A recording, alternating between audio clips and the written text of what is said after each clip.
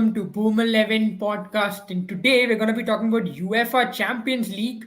But before I begin, I would like to let you all know that Boom 11 provides you a risk-free fantasy experience. So get along, go to Google Play and wherever you get your apps, be it on the App Store or the Google Play, do download Boom 11 for a risk-free fantasy experience. I have with me Abel, and there has been a role reversal. You're usually, used to seeing Abel host and we speak a lot more, but we're talking about football, and we are also going to be speaking about the Champions League, where one role hasn't reversed. That is Bayern Munich thrashing Barcelona, and Barcelona now crash out and are into the Europa League, which is really not a very good sign, isn't it? For Abel, how badly is it going to affect Barcelona? And also, personally, how do you take it as a fan? I would say I'm a City fan who support. I also support Barcelona a lot. Two clubs are very close to my heart. But I have to say, it's just tough to take this, to be very honest, because when the groups were announced at the start of the Champions League, I felt personally this was going to be a better season for Barcelona comparatively as to what we saw last season. Because last season, kind of start they were seventh in La Liga. Crashing out of Bayern was not a surprise because there were a lot of things which did not go right for you. You did not have the players, you did not have the armory to go out there and compete against Bayern, and you also lost to Benfica, who had a strong side. Even this season, you're seeing a lot more from Benfica. They had a very good side, they're a very solid side out there. So I was not surprised you went to Portugal, lost to Benfica, and you also lost to Bayern in the manner which you did. And this season, I expected a lot. And there were early positive signs, especially in the first game against Victoria Pilsen when Barcelona started off in Champions League. I'm just going to talk about Champions League over here because La Liga, Barcelona are still on the hunt, regardless of the loss against Real Madrid. But let's talk about the Champions League one. They got off to a very good start, but somewhere or the other, I felt that game against Bayern Munich, the game which they played in Alliance Arena, really put them off. They had so many chances. They should have killed the game in the first half. And that's where I thought the morale went down. When they missed six chances or in the first half, and then going into the second half, they put in two surprise goals within the span of 5 minutes. Then you were chasing the entire game, and from there on, it was never the Barcelona which I even expected. Because even that also showed in the game the week after the game which they played in the La Liga. Then it came up against Inter Milan, where they were absolutely. It was right after the international break where they came up against Inter Milan, where the team did look jaded. And also, don't forget, there was a lot of injuries after the international break. Where Jules Koundé got injured, you had Christensen who pulled up. Then you missed out on some of the other different Araujo, who's going to miss out majority of the season now. So these things did come up as a major factor for Barcelona leading into the Champions League. But I thought this could have been a better season. But there are lots to discuss, I think, which we will discuss going ahead in the live course. Yeah, absolutely. And I think they would be even more gutted at the fact, that they only ended up getting 4 points out of their out of their five matches, which really hurt Barcelona because it wasn't even as close as the previous era when, the previous year rather, where they crashed out with I think, a point missing here. Or there, you could have argued a lot more, but this time it's been a comprehensive miss into the finals. But even let's go back to the fact that, the transfer window where Barcelona took a lot of risks. The fact that they were having a lot of financial troubles, and the La Liga rules itself kind of restricted them quite a bit. And to the fact that they took a lot of risks, they had let go of a lot of revenue options, such as their deal with Spotify, and they got in the players, which would really have thought everyone on paper would have rated Barcelona very highly. But now that they've lost out of the UEFA Champions League, and the kind of revenue that you gain by just entering into the into the round of 16, and the knockout stages for UEFA is quite a bit. And I think that's where now this is going to really hurt Barcelona even financially, isn't it?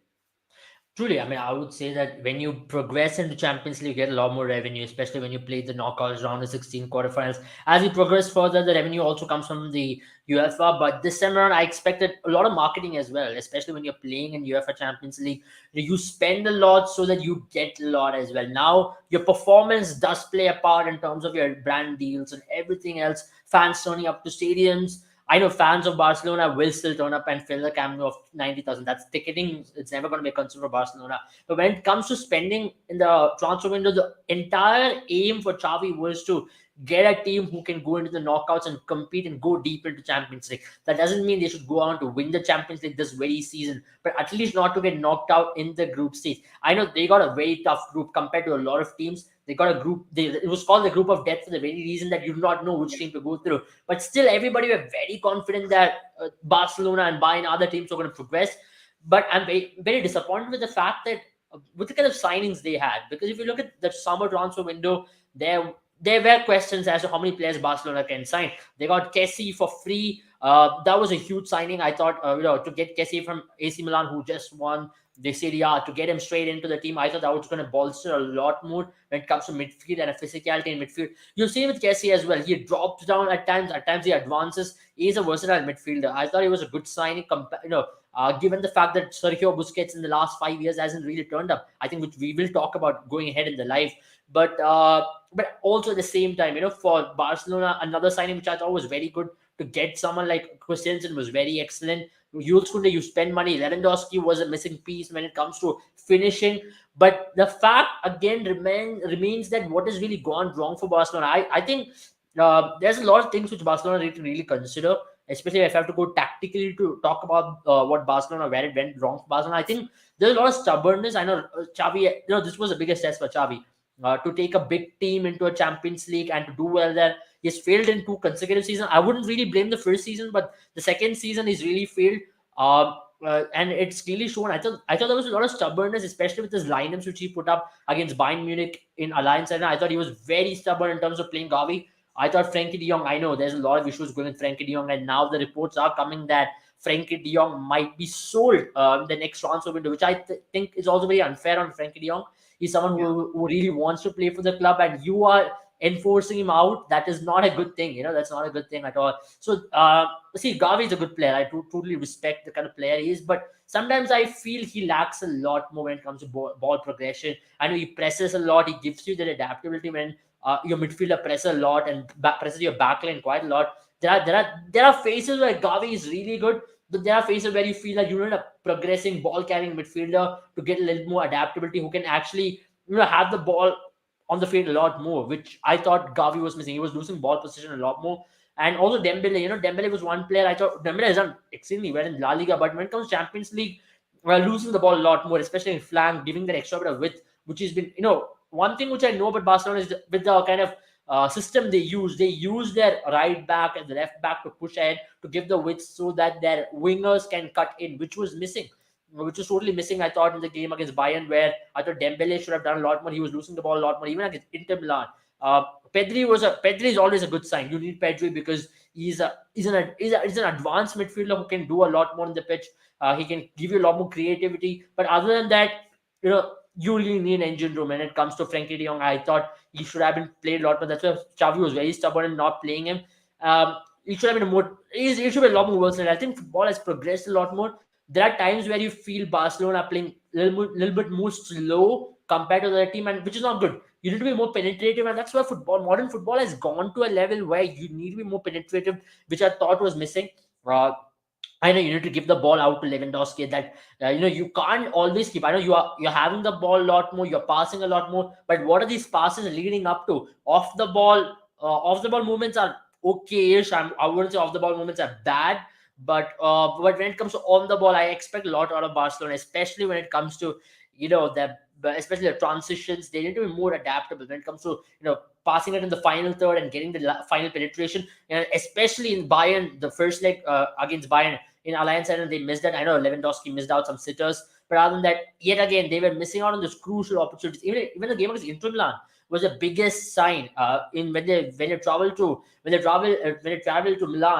the last, if I remember the match, right after international break. That's where they really struggled in San Siro. I know the atmosphere is tough. Pedri was good, but other than that, you can say a refereeal decision did not go away. But still, Barcelona was not penetrative enough to really trouble Inter Milan's defense. Or the Inter Milan defense was also good. I'm not saying they were bad, but at the same time, they have to really push themselves and find a opening here or there, which Barcelona really did not. That's where I thought Barcelona really let it go. That's where the campaign started derailing. There should have always been a plan B, especially after that game against Bayern. I thought Xavi was a little stubborn. That's where I think Xavi should be a lot more adaptable. I think he's still learning as a manager. You still will give him time, but you have to learn real quickly because it's a tough, demanded game, especially when you're a manager of Barcelona. Yeah, absolutely. And I think Xavi definitely had probably the toughest job that any manager in the recent past has had in terms of the job that Barcelona is. And he's still a young manager. I mean, he's definitely done very well, in countries where, I mean, I think league, La Liga, where he's come from, La Liga is obviously a much more a different kettle of fish, as you would say. And obviously, but one thing I would like to ask you is this fact, that I think against Inter Milan, especially, they would really be upset the way the matches went because Barcelona looked more more better or much more progressive against Inter Milan than probably Bayern. Bayern, I suppose you can still argue that Bayern is one of the most world class teams, and Barcelona is still eyeing that kind of title. They aren't there yet. In the past few years, they've really slipped in terms of European powerhouses. But having said that, Inter Milan is number 7 in the Serie A, and Barcelona are doing really well in La Liga. So in terms of just that, the league form, you could argue that Barcelona could have done a lot better. Where do you think that really faltered? Because I think Barcelona coming into this group wouldn't have expected to win as much against Bayern as they would have expected to win against Inter Milan. Yeah, I would say yes. That was one game where you thought Barcelona were strong favorites at least in both the legs. I never expected Barcelona to even drop points. First game, yes, that was one area. It took Barcelona by surprise, especially the solidity which Inter Milan showed in the back line. Barcelona in the first half, again, I'd like to emphasize that Barcelona did not try a lot. I thought Barcelona were trying to play the short passes, were trying to get those, someone to play the in behind. But Lewandowski is one player who you can use as target man up front inside the box. But still, the penetration was lacking. When you have Skriniar up there alongside De Vrij, it's going to be tough for you to really get the penetration, especially when he's getting crowded up by De Vrij and Skriniar up there, two solid defenders. I thought there should have been a lot more adaptability in terms of switching the wings, which they did towards the latter half in that particular game. I thought Dembele was totally marked. I thought Di Marco was doing a very good job in terms of marking Dembele in that game. Even that's where I thought Dembele should have been a lot more proactive. Yet again, there are a lot of areas which will concern Xavi a lot when it comes to these players not stepping up in the right moments. Inter Milan, they've been not in good form. I would say honestly that Inzaghi was feeling the pressure if you have to say going into that Barcelona game because were not getting points. They had 4 draws before that particular match. But still, I thought Barcelona were the better team because they had just considered 1 goal in La Liga, put up a great show against Bayern Munich. Though they lost the match, everyone were in awe of Barcelona. They all thought there is something which is brewing there. And for Barcelona to go right there, I can understand, a lot of your defenders were not there. You can say that a lot of players, were not in the best of, especially backline was not in the best of shape. But still, to be very honest, that's not an excuse. I thought you lost the game in the attacking phase more than defensively. I would say second match you lost defensively, but first match definitely you do not have enough chance. How can Çalhanoğlu's goal came out of nowhere just before the halftime for him to go and score there? It took Barcelona by surprise, and they were very good in counter attacking. Though Barcelona held the ball for majority of that game, I thought the problem with Barcelona was always that they couldn't create the more penetration. They were not threatening enough. Whenever Inter attacked, there were threats which Lautaro Martinez was providing, or whenever Barrera was progressing with the ball. So this is what Barcelona lacked. They were not threatening enough. They were creating a lot of open channels as well. I think lots to be discussed with the CDM rule as well, which I think we should discuss further going into the live, which I think has been a major issue for Barcelona and all these big nights of UEFA Champions League, which I think should be discussed. I know Sergio Busquets is a great legend of Barcelona, but then if I have to say something, I think he was very poor throughout this campaign, and he's been very poor in almost every big match when Barcelona need him to step up. So these are areas which Barcelona will like to. Barcelona will be really shattered, especially in the second leg against Inter Milan. I thought defense was awful. PK, I know he's not been getting enough game time, but then we have to look past PK, man. I mean, to be very honest, that performance from PK out there alongside, I would say, no, Araujo is still a concern, but PK's performance that night alongside Eric Garcia was just awful. To be very honest, there was no game awareness for PK to give so much of space. A player of that experience to do that, that's what really, really was bad. I understand if you make a mistake on ground where you're getting dribbled by, where you're getting outpaced, but then game awareness is something which comes over and over again with experience. And someone of that caliber to have no game awareness at that point of time was very bad. Same thing has been happening with Busquets as well. So many of his missed. He's getting pressed, and he's getting pressed in crucial situations. I think age factor when it comes to these two players have costed Barcelona many of games last season and even this season. Two crucial games. Your two experienced pros haven't turned up. For example, Busquets, I would say from 2017 onwards, in these big matches, whenever Barcelona are getting pressed, I would say Roma 2017 was a clear example. Roma 2018 was a clear example. I thought 2019 against Liverpool, yet again, I thought Wijnaldum really pressed someone like Sergio Busquets there. 2020, I don't have to say, Bayern Munich really went all over Barcelona, and there, yet again, you don't have a channel where you have a center defensive midfielder who can really sustain the pressure. I know Sergio Busquets brings a lot more stability. He's very calm and composed on the ball. He makes things happen. He is very good when it comes to sharpness. But the game has evolved quite a lot in the last 6 years.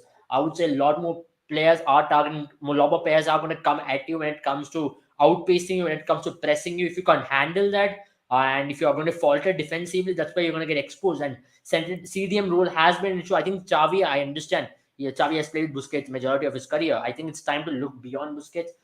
If it is to play Frankie De Jong, I don't think Frankie De Jong is the right option to play at CDM because he's more advanced. I've seen, often I've seen with Frankie De Jong, he likes to go up front, and so he's not a good option. I think at least to buy a center defensive midfielder or to maybe go for someone like Frank, like Kessie. Kessie can be adapted in that role, but I'm pretty sure he's going to do a better job than Sergio Busquets given the situation. Even tonight's game, it was yet another case where you were getting pressed. You were a channel where you're getting exposed a lot more. I think center defensive midfield is been an issue for Barcelona. Whenever Barcelona have done well, your stadium has always done well, and that's been an issue. I think Barcelona will have to correct it rather fast.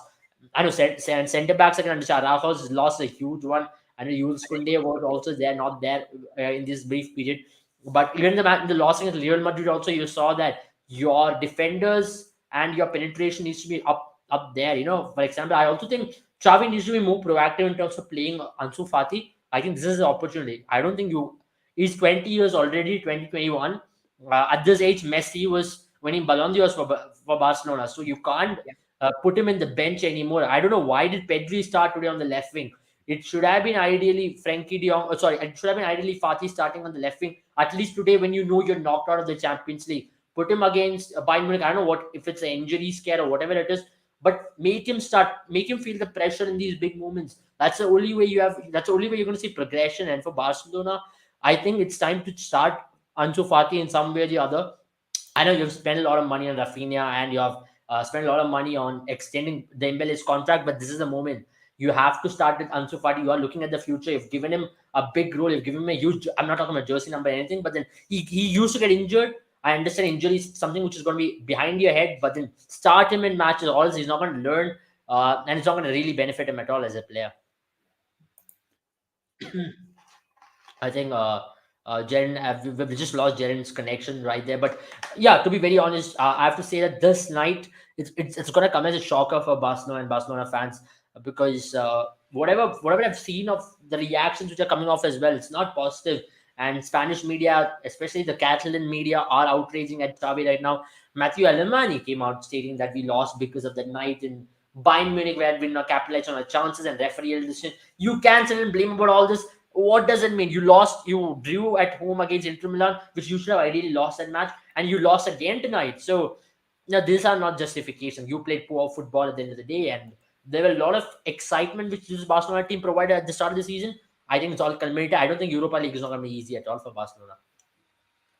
I mean, as you spoke about the chances that Barcelona has missed, even today, for instance, I think what has really gone wrong, if you look at the stats, is Barcelona had 9 shots and none of them are on target. And that's just baffling, isn't it? For the quality of Barcelona that they possess, and Lewandowski is one of the most prolific strikers in this tournament over the years. But now that Barcelona has lost against Bayern 5 times in a row, is it sort of turning into a curse that Bayern Munich is the one kryptonite for Barcelona, one of the many at this point in time? I mean, yes, of course, when you're facing an opposition, you're losing time and time again. It's something which we speak similar with India and Pakistan, right? Like often Pakistan have lost to India in a row that at time it was getting as a a monkey of the back kind of situation. And right Yeah, now, yeah, Barcelona are not finding up what do I say, an avenue to defeat them. I thought the game in Alliance Arena was a clear example of that. I thought both for Lewandowski, Pedri, and especially for Lewandowski, he was feeling the pressure, especially traveling to his former club and his former home ground. It was not easy for Lewandowski to finish, and also you felt it whenever Barcelona were creating opportunities, they were missing a lot more, and the pressure was definitely on Barcelona that night. And today again, today I would still say the hopes were gone. You already knew that you're knocked out of the Champions League, so you're just turning up for the sake of turning up in this match.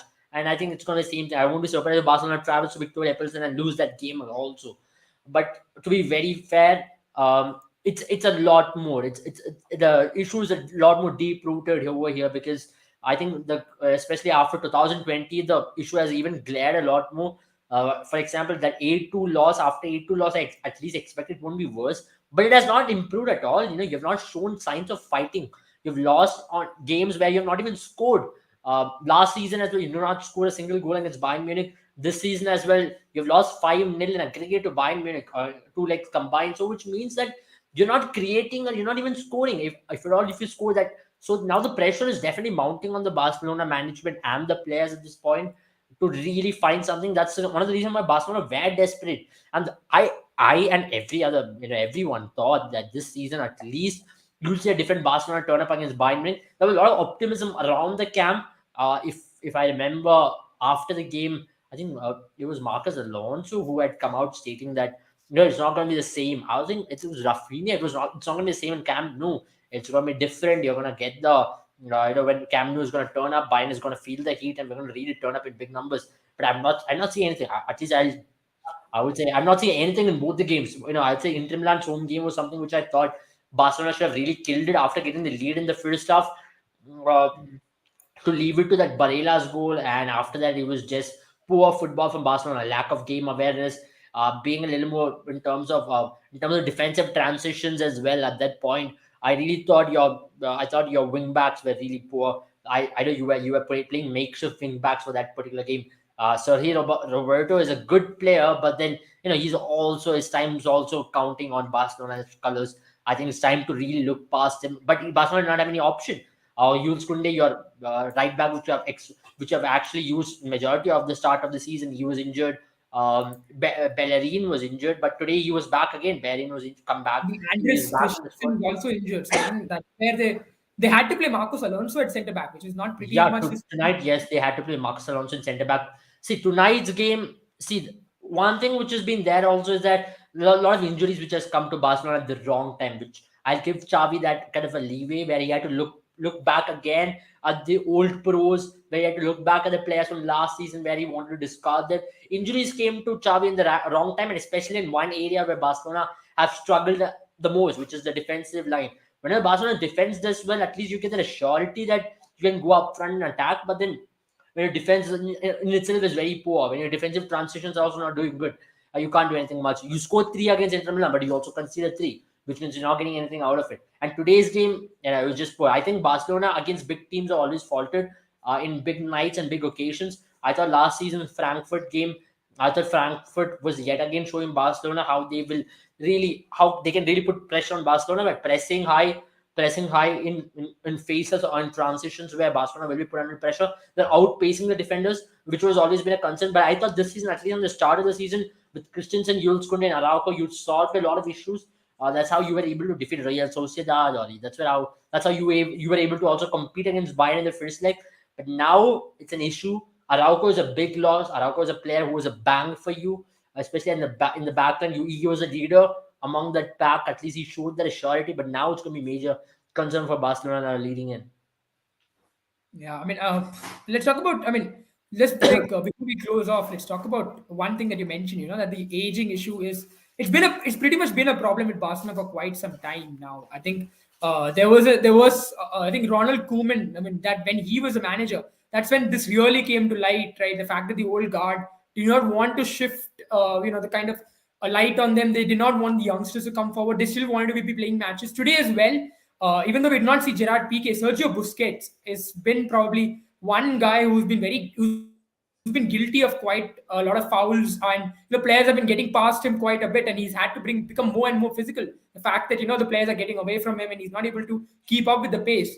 From now here, why do you think it's time that Xavi really starts replacing the old guard and we see a new Barcelona? And I'll just add one more factor to it. There are rumors coming from Paris Saint-Germain that Messi doesn't want to renew his contract because he wants to be a free agent once again. These rumors are not as prevalent, but there's definitely some whispers around. So do you think now Messi, if he makes a comeback, do you think he is probably the answer to all of Xavi's problems? And that is if Um, Xavi really survives this season. I don't know. I don't really think so. Messi is gonna come back and do a lot of difference for Barcelona, in a complete way. I think. See, Messi is a great player. We all know what he's done for Barcelona, but Barcelona's issues are much more than Messi at this point. I think their playing style is good. Everybody was very impressed, but then they still have to adapt to a lot more faster playing style when it comes to playing. There's a lot more intensity to keep up with the intensity throughout the 90 minutes. I know you can't keep up with the same intensity of a complete 90 minutes, which I saw they were doing in some patches, but there were moments where they did not have creativity, which I believe is so important. I think Pedri and Gavi are two creative players, but that's why they deploy someone like Frankie De Jong.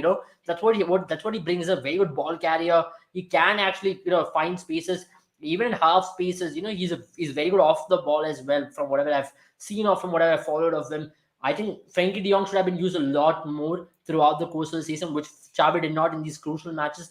I'm talking about their major issue. I think it's again coming down to defensive issues. You need a lot more depth in a defense. I think Eric Garcia. I still have my doubts in Eric Garcia staying in Barcelona colors. To be very honest, he's a very good player.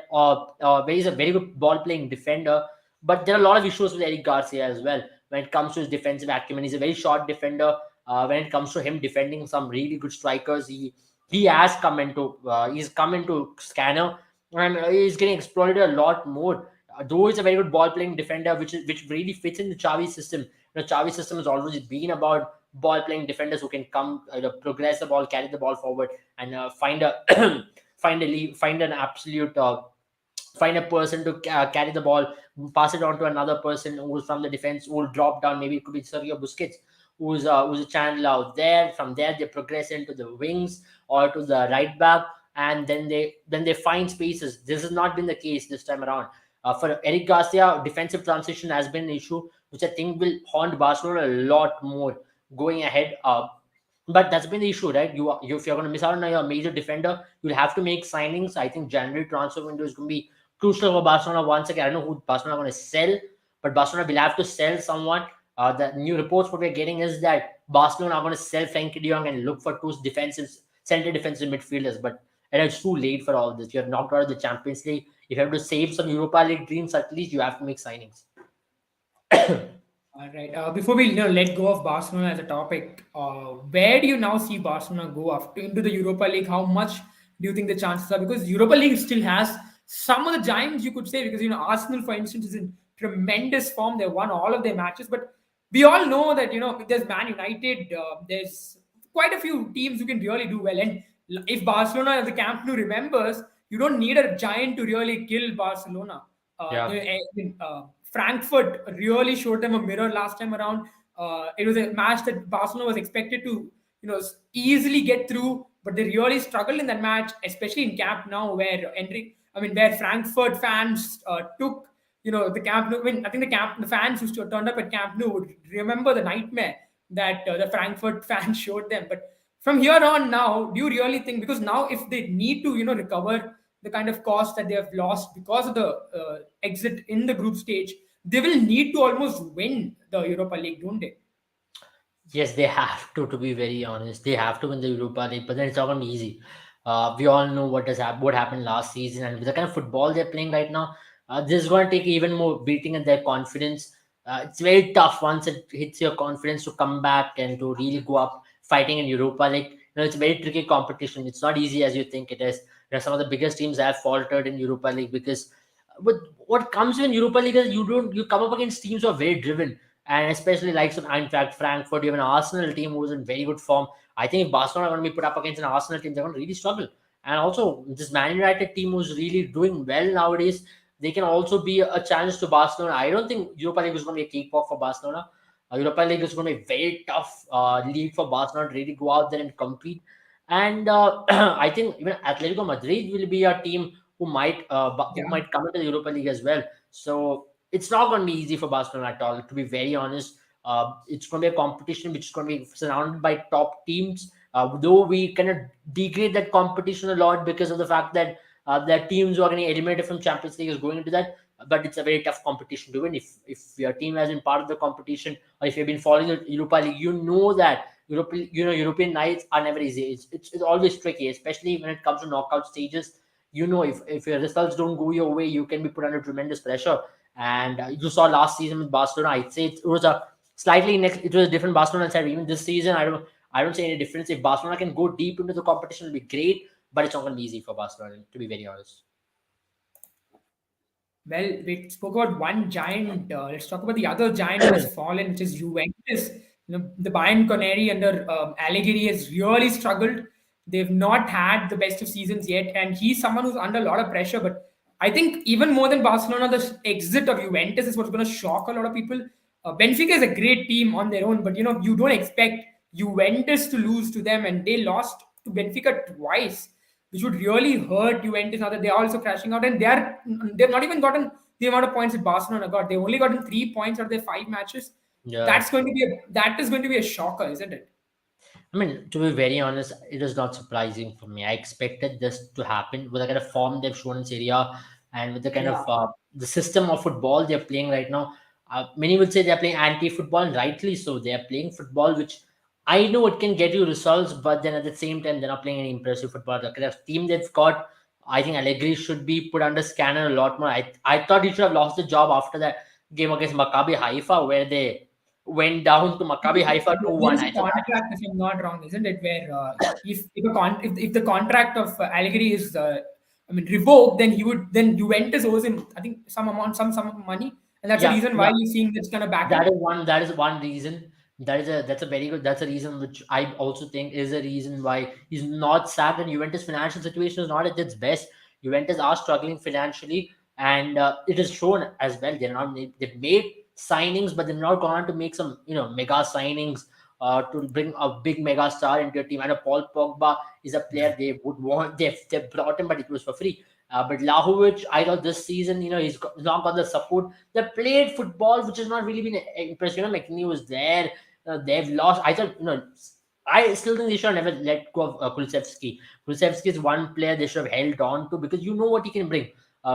Chiesa is a player which everybody has their eyes on, but he's also not really turned up. To be very fair, and Locatelli also. I thought one outlet which everybody thought will be really, really strong when it comes to center defensive position was Locatelli. He's not had the best of seasons, and that's where his system also collapses. You don't, and when it comes to the defense, they've lost a major player in Matthias Delight. And though they brought Bremer, but Matthias Delight was, he's a terrific player when it comes to the back line. And now with Bonucci also aging on the other end, it's not been easy for Juventus to also not concede. Their strength has always been defensive performances, but when it comes to a defensive line, it's not really stepped up for them to really churn out the results. At least play attacking, at least counter to defend well and then to counter. But that the first part, which is to defend well, they've not been able to do that well. So And I which, mean, they which were playing five at the back, so I think that's going to hurt a lot more. The fact that they gave four yeah, goals yeah. to Benfica, five at the back, I think there's some serious questions now. Serious questions are definitely there. I think Di Maria has been doing a decent job for them when it comes to their positives, but at least when it comes to five at the back system and when it comes to Allegri not being able to churn out results, as I mentioned, his defensive performance has been very poor, which is also shown in the way how the team has lost its faith, especially when it comes to sticking with Allegri. And I think it's one more season where they can stick with Allegri if they're continuing with him, but I don't think they're going to get the results at all. They have to look beyond Allegri. I think they have to look at something like Tuchel. Thomas Tuchel is right there, available. Yeah. I think it's the best possible option to just go to him, and I think he can bring something to the system. I know towards the end at Chelsea, he was also not the most impressive, but at least it is the move in the right direction for Juventus from what they are in right now. At this point, at least, they're not playing any kind of good football. They're playing just awful football, in my opinion. They're playing, at least for Barcelona, there are all positives here, and for Juventus, there are no positives at all. It's just been, even as a football fan, to watch them play. I know there's no right way to play football, but at the end of the day, you want results, but they're not getting the results in either way. The Yeah. football they're playing, or the kind of intent they've shown to play as well, it's not been good at all. So I think they have to make changes, especially in the back line, to get someone to support someone like a Bremo. And also when it comes to when it comes to the wing backs as well, they need to really strengthen it. It's high time they look at the stronger wing backs who can really progress the ball up front. I think it also depends on system. If a new manager is going to come, he's going to have a different system and different play style altogether.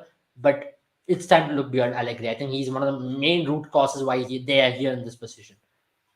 Absolutely, and even Juventus. I mean, we spoke about how Barcelona is second in La Liga, so Xavi is doing something right. But for Allegri, is eighth in Serie A competition where Juventus have dominated for quite some time. So uh, fans of Juventus really not having a good time.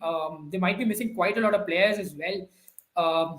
I think probably the financial issues is the reason why Matthias de Ligt had to leave, and that is one gaping hole for them because Bonucci become pretty old, and that was something that we had seen for quite some seasons. Where he's lost his pace a lot more, and that's probably the reason why they're trying to play five at the back. But even then, losing 4-3 to Benfica, they are a good side. They've performed really well. They've given some great stars over the years, but they aren't a team you should ideally Juventus would want to lose. Now let's speak about Champions League because the knockouts are pretty much decided who's going to be playing where. Uh, Now, where do you see this really go ahead? I mean, you've seen Napoli, Liverpool really doing well. You have Club Brugge, Porto. I think that is Club Group B is another upset, right? Where you have Yeah. Atletico Madrid missing out, and again, quite a few points, 4 points missing there. Where Yeah. do you think Atletico Madrid really went wrong?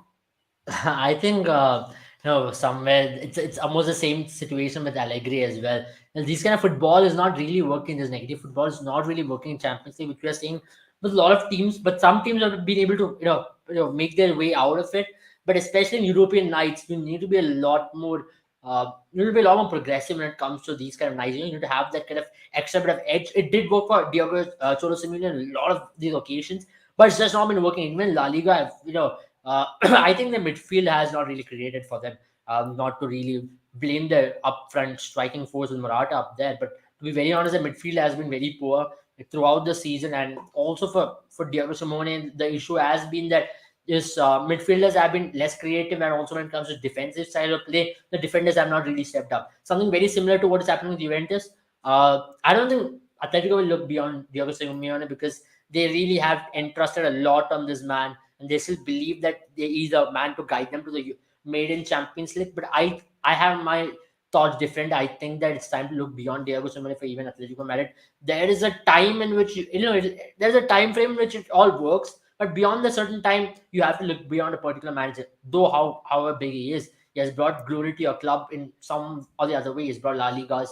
But if you have to win the European competition, I know they've been to two finals, came very close to winning it in two big finals. But if you look at the recent form in the last 4 years, it's not gone, Atletico's way. I think they've got the money. I also think they have to really look at a creative midfielder to really, up their chances, and also someone to, back Morata up. Morata is a good player up there, but Griezmann is there. They've used Griezmann. Now they want to sign him completely, but Griezmann also has not looked the part at all for Atletico Madrid, and he's not been the best of form for at least a couple of years now. I mean, I think with respect to Griezmann, they haven't been playing him enough as well, in a way Yeah. to sort of, make sure that they don't have to honor the agreement between Barcelona and, where they have to pay that extra sum of money if they make him play for more time. But probably when he's their own player, he'll settle down. That's what we all expect because Griezmann is a quality player. Obviously, the transfer to Barcelona didn't come at the right moment for him in his career, where he really tanked. Let's talk about we've spoken about Group C in extent, but let's talk about Group D now, where Tottenham pretty much. I mean, Tottenham that draw have just edged past Sporting as well to come to the top. But this is a group which is very tight now, isn't it? You have Tottenham at 8 points, Sporting at 7, Frankfurt at 7, and Marseille at 6. So anything will happen in the last leg of matches in this group. It's been a very exciting group. I mean, yes, it has been a very exciting group. Anything can happen. I think going into the last match day with Frankfurt, Marseille, I think Tottenham are safe, to say the least. But you never know. It's a funny Champions League group. It's been Yeah. one of the most competitive groups so far because though the results have not been the most exciting of the ones, but at least when it comes to a balance and all these teams, they've all not really gone past one team, or we've not seen a team dominate the group like what we've seen with Group C. At least teams have given each other a close fight, which is very interesting and which is very good in my opinion. I think it's going to be a good group to watch out for. I think someone like Sporting should be able to qualify, but you don't know with Eintracht Frankfurt. They're a team who are not doing really good in Bundesliga, but still they've got it in them. They can get a win here or there, and they should be on their way to qualify. Yeah, it's going to be interesting because Marseille are going to be hosting Tottenham Yeah, and Frankfurt and Sporting. I think if Marseille go through, I mean that would be an upset of sorts because if Tottenham, they don't. I mean, but then because they have got that 7 points, 8 points, they should be safe relatively because I think that one reason for that is because Sporting and Frankfurt are playing each other. It's sort of a knockout before the knockouts. yeah, But yeah. that is Group D for you, which is looking really, really balanced. And I think, to be very honest, on my part, I feel Tottenham would be very disappointed because they look a very good team on paper. They have Yeah. the potential to do a lot better than what they've done so far. But given the past few seasons, they would be happier to get through and really settle themselves in. Maybe it'll be much more easier when you know the kind of opposition you're going to be playing in the knockouts. You focus on that one team. But moving on to Group E now, Chelsea and Milan, they're looking pretty much safe going through. Salzburg is still there with 6 points. They're pretty close. But what a turnaround it has been, right, by Graham Yeah. Potter when it comes to Yeah. Chelsea. Tuchel really did a good job with them last season, defending champions. But this year, they started off really badly, especially against Dynamo Zagreb, where it kind of felt like Chelsea isn't going to be, getting through. And then for Graham Potter to come back and turn things around, is this sort of a new wave of success that you see every new manager has once in a while, or is there something really interesting I to think look for Chelsea? Graham Potter has been an excellent manager. I mean, all due credit to him, what he's done with Brighton already at the start of the season and even last season. We all saw the kind of football he plays. He likes to play a very interesting brand of football, which is a very positive brand of football, which I thought Chelsea, with the kind of resources they've got, they should be playing more often, which they did not in the starting part, which I thought Tuchel also, which Tuchel had to face a brunt of it, hence he was sacked as well. But I like the system which is deployed. He's played, yesterday especially you saw them play a 3-4-1-2 kind of a system. It has really worked for them, to be very honest. To be uh, to be honest, the way they've used Aubameyang in this kind of phases, the way how Chaloba has come good for them in these some in particular phases. But more importantly, I like the way how he has used Kovacic in the majority of his games as well, because N'Golo Kante's injury is a major factor for them, which they Yeah. have to come, which they have to take into consideration. Though is a major injury for them. The way they managed to keep the clean sheets, the way they have played the kind of football they have, I think they'll be very, very happy with the kind of turnaround they've had from the start of the season to now. And Graham Potter is the right man for the job. Undoubtedly, he's the right man for the job because he's got the experience doing it. He's a manager who's going to really take Chelsea to bigger levels. I don't know what awaits them this particular season. Whenever they sack a manager, they go on to win the Champions League. But I don't know if they will. But they've got it in them. The way they've had Turner, especially in two Milan games. Everybody expected them to really at least lose points in one of the Milan games. But then the way they showed up in the Milan game, especially I think the game which they had in Milan, where they dominated. They were absolutely dominant. I also think a lot to do with Mason Mount's form as well. Mason Mount coming back in form is very important for this team's success, which Mason Mount wasn't in the initial part of the season, where he was looking totally out of shape. There were a lot of criticism on him as to what is the kind of football he's playing. He's not being able to create chances because he was deployed in different positions. He was played as left winger once. To be very honest, he should be played as an advanced number 10, which is ideal position, which I think he's been doing, which he's got the freedom to at least do under Graham Potter, which is a good sign. And also like the way how they've used Ruben Loftus-Cheek as a substitute and at times as starter as well. Sometimes they've used him as a very good center midfield option, which I think is a good outlet, especially when it comes to Chelsea's system. And the issue always has been with Chelsea, what is their ideal system? Should it be four at the back or three at the back? I think at this point, Chelsea fans will like four at the back, but even with three at the back, with Chaloba having a decent game, and also let's not forget Kepa Arrizabalaga has made a turnaround for him, and he's kept at least 6 clean sheets, if I'm not wrong. And he's become number one keeper for Chelsea under Graham Potter, which is a huge turnaround for him in his career. Which he was, for Tuchel, Mendy was the go-to man, but for Graham Potter, he sees something in Kepa Arrizabalaga, he's entrusted him with the job. I think he's also been very confident on the ball, which Mendy wasn't. Which in Potter's system is a very important outlet. You need to have a ball playing keeper because that's where the build up starts. The build up starts from the back, which is a very good sign. I mean, the which Kepa Arrizabalaga is very good, and one of the reasons why he was brought into Chelsea's team is also for the same reason. Though he used to make a lot of unforced errors, there were a lot of keeping mistakes, but I think he's a lot more confident. At least as of now, from whatever I've seen, the kind of confidence which the manager has shown in him is actually shown in the way he's been playing football right now. I think that's a thing which we have to keep in consideration because with Mendy, what you saw initial part of the season was whenever teams were trying to press him, he was making a lot of mistakes, which did cost Chelsea a few goals here and there. Which is not the case here now. With Kepa, he's been a lot more confident on the ball, which is a good sign, to be honest. Yeah, and I think this group we're also going to have some sort of a knockout where Milan is going to be playing against Salzburg, so that's going to be an interesting match. And although Milan do have the advantage that even if they draw this match against Salzburg, they're going to go through. Let's talk Yeah. about Group F quickly, and before we wrap up, before the other two groups as well. Real Madrid doing Real Madrid things. They've looked really well. Now even sitting at the top of La Liga, they've won the El Clasico. They're looking like the team to beat this year, isn't it, Abel? Yeah, but Leipzig would say otherwise. They would say that the other team will bet Real Madrid after Yeah, 25 long games. Yeah, Leipzig always does well in these kind of, some moments they do come out to defeat the big ones. And Real Madrid always gets one of these losses here or there in the group stage before they head into the Champions League knockouts, where they really boss things and they really look in good form, to be honest, with the kind of form they've shown. But I'm very impressed with Shakhtar. What I've seen of Shakhtar, they've been very impressive. If they get one win against, I think they've got one more game to go, and I think Leipzig. they're playing Leipzig next. Yeah, they're playing So if they get Leipzig, and one they win need there, to. Yeah, I think, and because they have the goal difference in their favor, they could be the ones going through. So yeah, that's even head to head interesting as match. well. If they get Yeah, the winner in Leipzig, they go through. And with whatever is happening in Ukraine, and they've lost a lot of players due to the correct. war Exactly. situation, for them Yeah. to come and put up a team like this and to perform like this has been very good. Kudos to Shakhtar for that. So I think it's going to be interesting when it comes to second position who's going to go through, whether it's going to be Yeah. Leipzig or Shakhtar. I have the money on Leipzig because they are a team who's in very good confidence. They've got players who are doing good. Schabolzai, Werner, and Kuku, they all are big match players and they can come good. That's gonna be tough. Guardiola as well. I'm very impressed with him. So I think it's tough to defeat them. All right. Let's come to then Group G.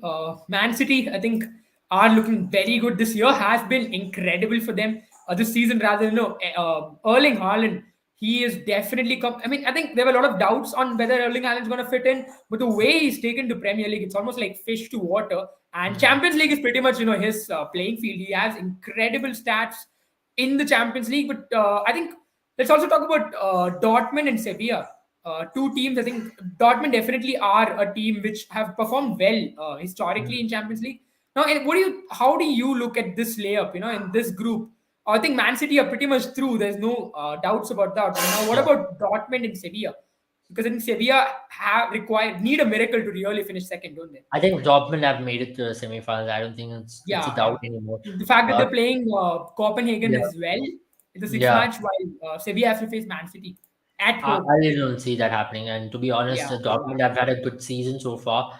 Even in Bundesliga, they've been pretty decent. They've not they were not a draw against Bayern Munich in the Del Clasical. So they're a yeah. team who's in confident.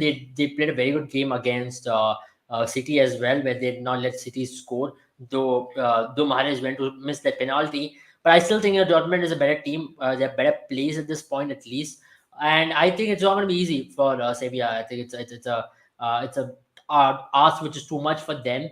And to be very honest, Dortmund should be on their way through. I think that's pretty much it from this group.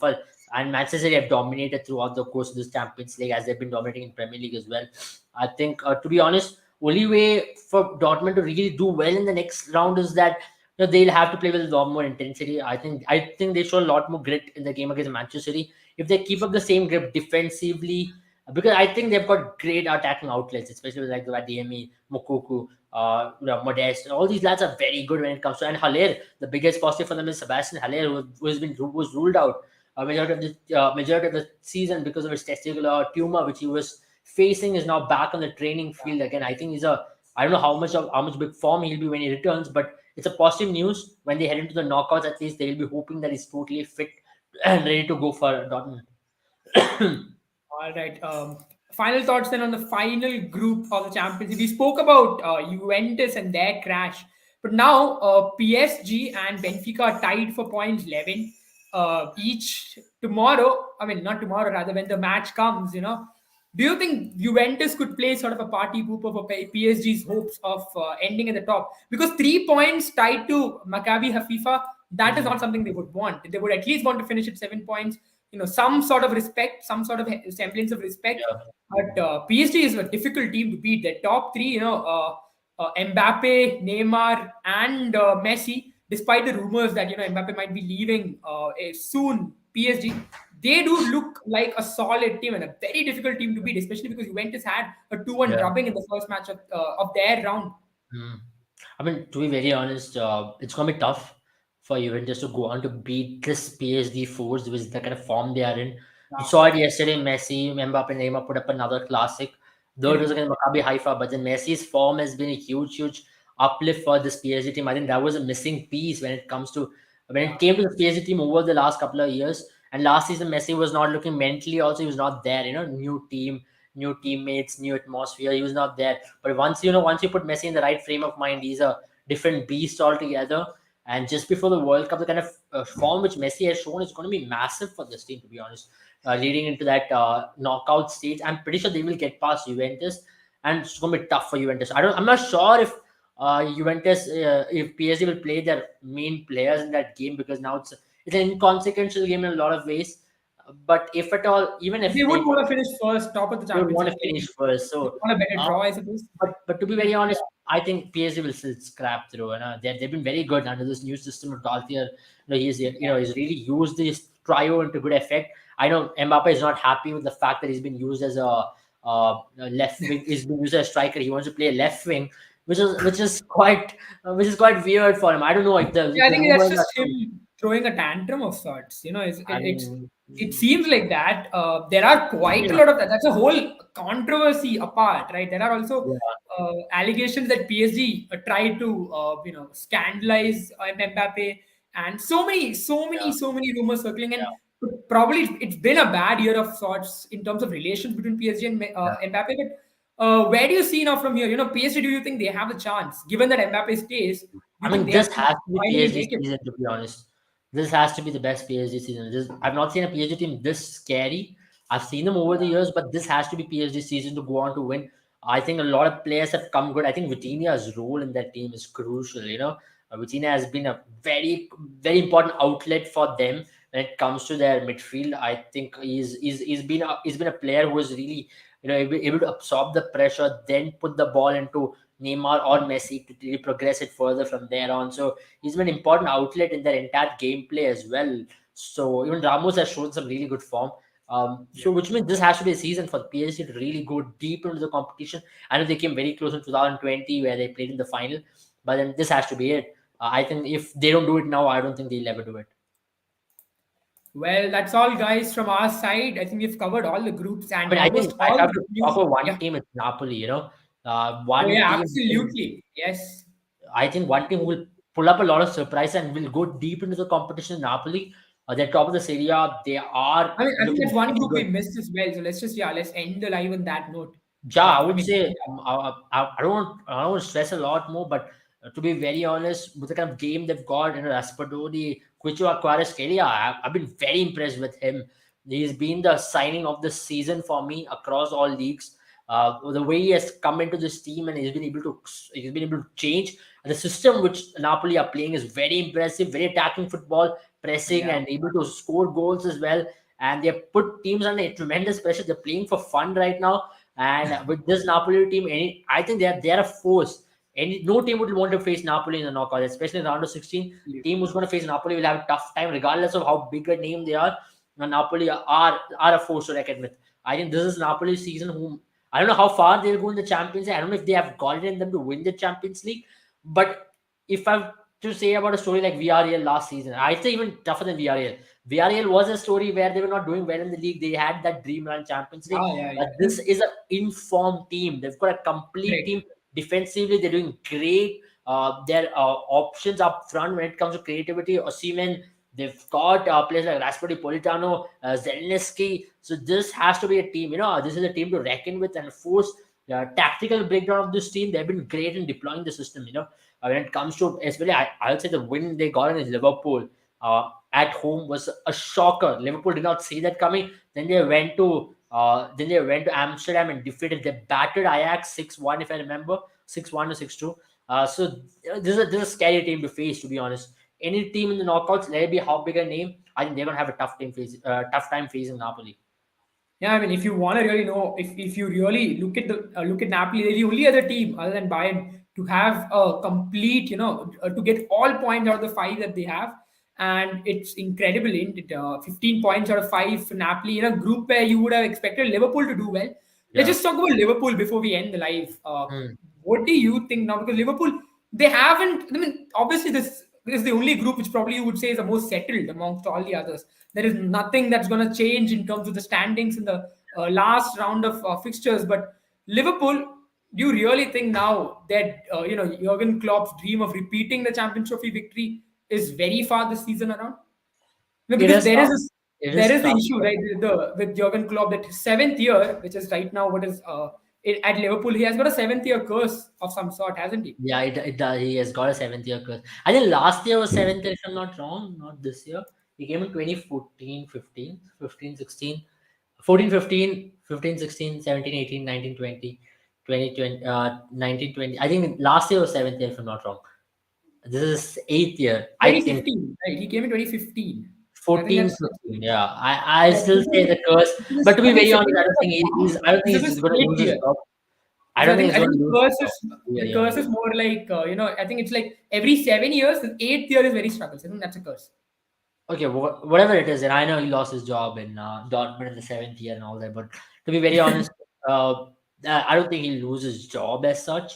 But given that Liverpool's team's backline has been an issue this season, especially Yeah. when it comes to Trent Alexander-Arnold, a great player.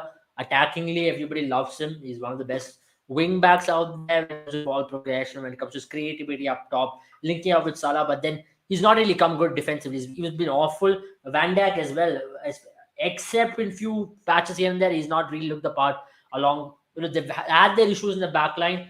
I think that's going to be a letdown when it comes to big games. I don't know how far they're going to progress into the competition, but if they do go deep like last season, I'll be very surprised. But at this point, I don't really see them going to the semi-final as well. I'm pretty sure they'll face a very strong opposition in the next round, and I'll see how they go about it. But they've had a good recovery from what they've had at the start of the season, so at least they'll be happy about that. There was a point in the season where you thought that this team might not even go through. So Yeah. from there on to now, the recovery has been good because they've got some players back after injury. And David Nunes is showing some bit of form here and there. And Mohamed Salah is back to scoring again as well. So these are positive signs for Liverpool. But at the same time, I think the biggest test for them is going to be the knockouts. How far they can go, how far they can handle the pressure against a strong attacking unit, especially like some Madrid, City, PSG. All these teams in knockouts are a different beast now. Yeah, absolutely. And Liverpool would really hope that they would turn it around. But I think one thing that probably might go in favor of Liverpool is they haven't done really well in the Premier League, and that is obviously a tension that Klopp will be having. But if by probably the end of the season and they're ruled out of the contention of winning Premier League, you might see, I think, the team rejuvenate in the Champions League if they survive till that stage. But obviously Hmm. that's a long way out, and the season is pretty long, so you never know what can really happen. But Yeah, yeah, thank you so much, Abel, for joining us. We yeah. hope you enjoyed that thorough coverage of Champions League. There's still one round of matches to go, and let's see what the surprises that really spring. But before we end the live, Abel, one last thing: which team do you think will be the underdog story of this year? I don't know if I have to say Napoli is an underdog, but Napoli is definitely going to be one team to watch out for in the Champions League, as I already mentioned. But alongside Napoli, another team I'm very impressed also was Club Brugge. I know they lost today, but I don't know how far they'll go into the competition like Champions League, because it's a funny competition. Some teams really give you their hope and they really let you down at some stage or the other. So Yeah. I would say Club Brugge's a good team, to be honest. They've done well so far in the competition. They've got some big wins, and tonight maybe it was an upset. Today was the first in the day they lost a game in Champions League this season. Maybe they could be an underdog, but Napoli is definitely, I don't know if they've rated them underdog, because they've been a very good team this season, and this has to be their season both in Serie A and also in the Champions League. I'm hoping they Oh, make it to the semi-final at least. I think Club Brugge is not in Serie A, right? The Club Belgian Brugge Pro is League. the Dutch league, so they're not in the same league. The Belgian Pro League, bro.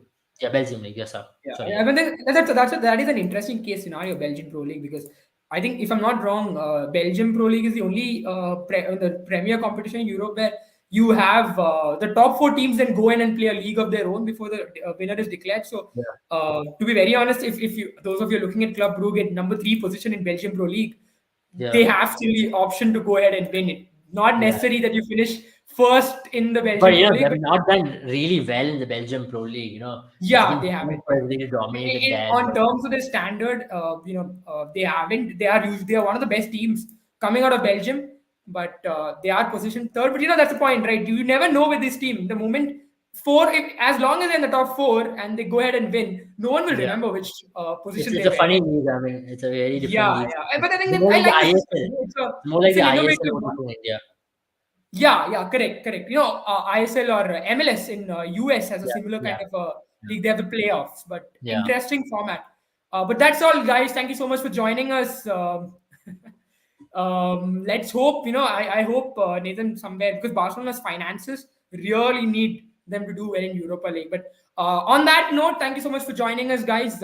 We hope to come back to you with a lot more footballing action, and then obviously you'll be catching us both along with Sanjivani in the cricketing side of things as well. The World Cup, the T20 World Cup is going on, and match starts in 5 hours from now, so we'll be back in few yeah, hours.